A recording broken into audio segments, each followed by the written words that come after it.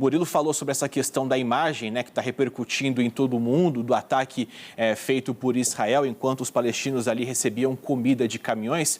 Vamos acionar então nosso correspondente Sérgio Uti, uma pessoa que está acompanhando em detalhes todo esse momento, todo esse cenário internacional da guerra, e agora ao vivo traz para a gente mais informações. É uma imagem marcante de uma situação extremamente complicada e crítica, que tem um momento de ajuda humanitária e muitas pessoas mortas. Um bom dia para você, Uti. Bom dia, Marcelo. Bom dia a todos que nos acompanham. Pois é, essa imagem certamente vai ajudar a contar a história desse conflito. Ela é muito significativa, muito simbólica e, claro, trata-se de mais uma tragédia dentro de uma grande tragédia, né? No dia em que o número de mortos em Gaza passou a barreira dos 30 mil, acontece essa tragédia com mais de 100 mortos. São pessoas que estavam esperando comida e já há reações muito fortes, Marcelo, no mundo diplomático. E eu destaco aqui algumas reações, inclusive de aliados do governo israelense. O governo dos Estados Unidos alegou que está tremendamente alarmado com o que aconteceu na cidade de Gaza e espera respostas urgentes por parte de Israel. O francês Emmanuel Macron, ele publicou uma mensagem nesta sexta-feira dizendo que tem profunda indignação com a imagem que viu vindo da cidade de Gaza e expressou a sua mais forte condenação ao que aconteceu ali. Macron, portanto, avançando um pouco mais nas críticas que fez a Israel. E, além disso, a China, o ministro das Relações Exteriores, disse que está chocado. Portanto, todas as reações que houve até agora têm sido exatamente nesse sentido. Há ainda versões conflitantes sobre o que aconteceu. Num primeiro momento, Israel disse que as pessoas foram mortas basicamente por conta de uma confusão entre elas mesmas, depois que tanques do país dispararam tiros de atenção, de alerta, no momento em que as pessoas estavam se aproximando dos caminhões de comida. A outra versão de que diz que esses tiros foram não tiros de alerta, mas tiros em direção às pessoas.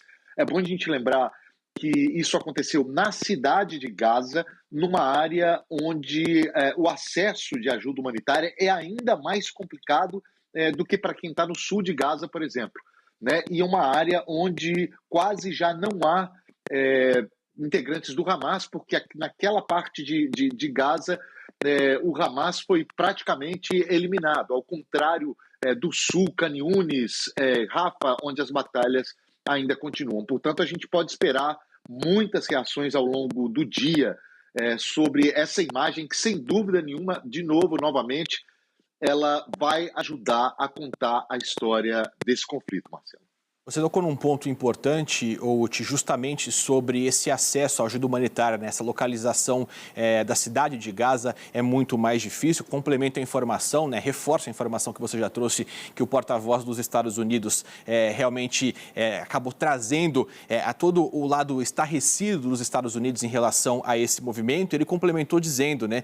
Ele fala que Israel tem que autorizar tantos pontos de acesso quanto possível e permitir uma distribuição segura e com garantias dessa ajuda em toda a faixa de Gaza.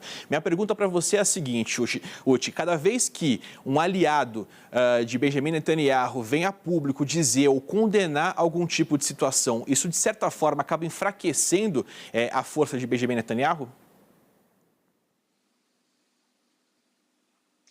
Sim, a gente tem que lembrar, e esse é um contexto muito importante, Marcelo. Primeiramente, é bom lembrar que ontem não havia agências da ONU envolvidas nessa distribuição. Essa distribuição foi totalmente coordenada pelas Forças Armadas de Israel. Indo à sua pergunta, claro que sim, e há um contexto importante nisso, que dentro de Israel, hoje, se acontecesse uma eleição hoje, Netanyahu estaria fora do poder, né? Ele perdeu muito desde o início da guerra, né? Nesse momento, há um governo de emergência formado, inclusive, por figuras que são oposição a Benjamin Netanyahu, mas é um governo de unidade por conta do estado de guerra do país, mas ele está politicamente, ele está bastante enfraquecido, mais ainda do que estava antes. Portanto, há alguns analistas que dizem que essa postura de Benjamin Netanyahu em relação a esse conflito tem a ver também com a sua vontade de permanecer no poder.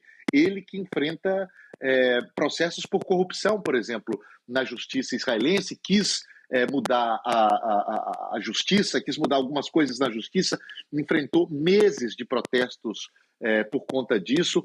Agora sim, assim, essa é uma questão, a questão interna. Agora, na questão externa, também o governo israelense nesse momento, talvez seja um momento mais delicado para o governo israelense, porque quanto mais evidências existem do que está acontecendo em Gaza, né? E ontem foi um desses massacres. Então, portanto, quanto mais fortes são essas evidências, mais difícil fica a tarefa daqueles que estão aí para defender Israel, como os Estados Unidos, como o próprio Reino Unido, e mais lenha na fogueira colocam aqueles que são contra, né, os israelenses, que tendem a ter uma postura de mais de defesa dos palestinos. Portanto, diplomaticamente, esse é um momento bastante delicado para Israel, né? Mas a situação pior, a gente não pode deixar de lembrar isso, nesse momento não tem ninguém com uma situação tão ruim quanto a dos palestinos que estão na faixa de Gaza.